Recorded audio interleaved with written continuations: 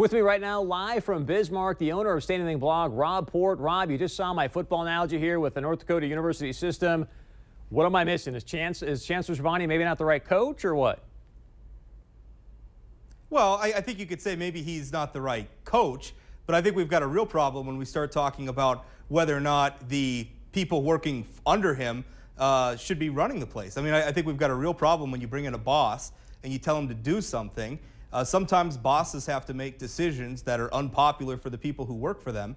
And I think that's what Chancellor Schiavone is doing right now. And essentially, I think in a lot of ways, if they're successful in pushing Chancellor Schiavone out, I think what you're doing is you're letting the employees go over the boss's head and push the boss out. I don't think that's any way to run a railroad or a football team, to use your analogy. Let me ask you this, because obviously Minot State University President David Fuller finally came out and had a few comments. I'm going to get to that in a moment. But why aren't these presidents being more vocal one way or another? You know, that was interesting. There was that newspaper report about the thousands of emails that have been obtained through open records requests. And one of the interesting emails that was reported was that NDSU President Dean Brashani said that he and his colleagues were remaining quiet. They weren't showing up to legislative meetings because they didn't want legislators to ask them about how Chancellor Schiavone was doing. Now, to me, that's not indicative of a group of people who are interested in solving a problem. That, to me, is indicative of a group of people who are trying to hang someone out to dry. So I think what they're trying to do is work in the background, frankly, to push the chancellor out, is what it appears to me. I agree with you. And just to let people know, we have asked President Brashani to come on this show several times. We continue to ask him today. We still have yet to have him say yes. Hopefully that will work out. But speaking of President Brashani, them being mum, yet they're still exchanging emails with different people. I want to share with you this email exchange that took place with a distinguished professor, if we can bring this up. It says, I seem to remember, this is him saying to President Brashani, I seem to remember a university leader, obviously President Brashani, saying this man, meaning Chancellor Schiavone, wasn't qualified to be a chancellor. I wonder what that individual is thinking now. Then President Brashani goes on to say, well, given the clairvoyance that only a university distinguished professor might have, I'll bet you can come in the situation and read minds. So that should be a picture of President Brashani. My point is, Rob, is I want to get your thoughts on President Brashani doing these sort of behind the scenes, behind the back emails and coming out forthright and saying, hey, this guy's not qualified to be a chancellor. Oh, I think so. It was widely, I guess, told to me in political circles that President Brashani is not somebody who supported Chancellor Schiavone being hired for his present position.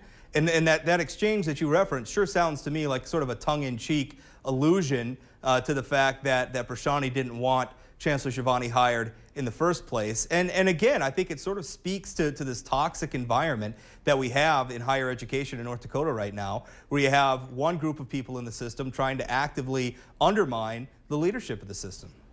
Rob, one thing else I want to share with you, because one of the things that shocks me is that there's such little conversation about the actual higher ed customers meeting the students. With that being said, I'm going to share with you a quote here from the president of Minot State University, David Fuller.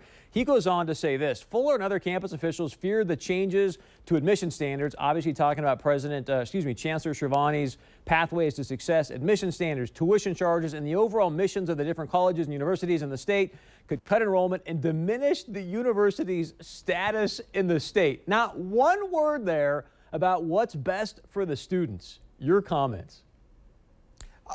Yeah, I think system-wide, not just at Minot State University. I think there's definitely, we've lost sight of the primary reason why the state created these universities in the first place, which was to serve the people of North Dakota by providing relatively low-cost, efficient educations. And I think we've gotten so far away from that we're now worried about quote-unquote research programs. We're worried about economic development programs. And meanwhile, I mean, can we really say right now that the universities in North Dakota are providing a low-cost, efficient, quality education to our students? I think when you look at things like graduation rates, when you look at growth in tuition prices, I'm not sure you can make that argument anymore. Last question for you, Rob, and you said in one of your blog posts, Schiavone's gone. This is from one of your sources. Schiavone's gone as soon as Representative Bob Scarpel isn't around to hold his pants up for him anymore.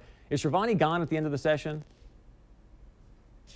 You know, I think that very much remains to be seen. From what I'm told, there are people, the State Board of Higher Education is currently split evenly on the vote. Now, how true that is, I don't know. Probably only the board members know that.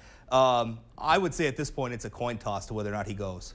Rob Port, owner of St. Anything Blog, always great to have you with us, Rob. Look forward to having you back on very, very soon. Stay with me, because what is Minnesota going to do when the mass exodus happens? You're going to have to find out. Representative Paul Marquardt joins me next. And as always, join our conversation by going to our website, 630pov.com. You can email us. You see the email there. Text us at that phone number below, or leave us a voicemail message. We'll be right back.